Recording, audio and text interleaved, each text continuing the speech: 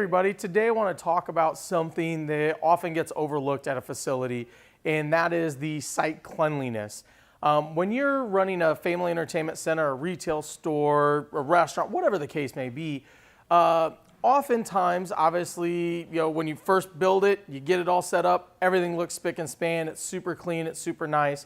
But then you end up with a situation where you're open, you're busy, you've got a lot of customers coming in and out, and a year later, what does your facility look like? So I want to cover some tips and tricks on how to keep your facility looking nice and keeping that brand new sheen as long as possible.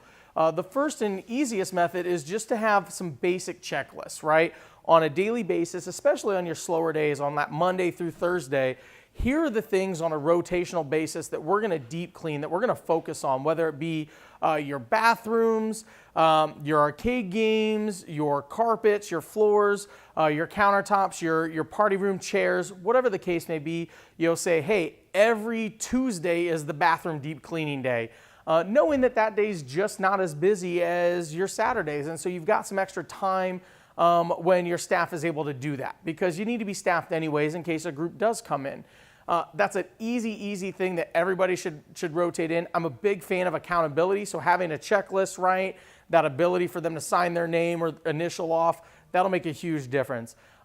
Another big thing that I got as a tip from an operator years ago was to do a job board, right? So I'm a big fan of rewarding your staff when they go above and beyond. And so what we started doing is adding a job board to the mix, where certain things that maybe don't fall into that weekly category, but could use some extra TLC, so to speak, you can put on that job board. And then when somebody is got some free time and they've got their regular checklist items done, they can go take an item off that job board, and by completing it, they get to put their name into the hat to get a drawing, right, for a gift card or some sort of reward that you do on a weekly or monthly basis, whatever the case may be. And then on top of that, you'll start to have staff members look for things that maybe you weren't even looking at as an owner, that say, hey, I noticed that our dust vents, for our cold air return are looking a little shabby. Do you mind if, would that count for a submission in the job board pool if I go up there and I knock those out and make them look fantastic again? And then your management team can say, what, that's a great idea. Thank you for thinking of that. Thank you for having that eye looking for that opportunity.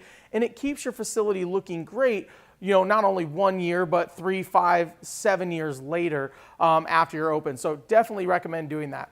And the reason that it's important to have these checklists and not just think, hey, I'm going to always know if my facility is clean or not, is that we're in it every day, right? And when you're in that facility every day, you're going to start to not notice, what does this facility smell like? You're going to start to become nose blind, so to speak.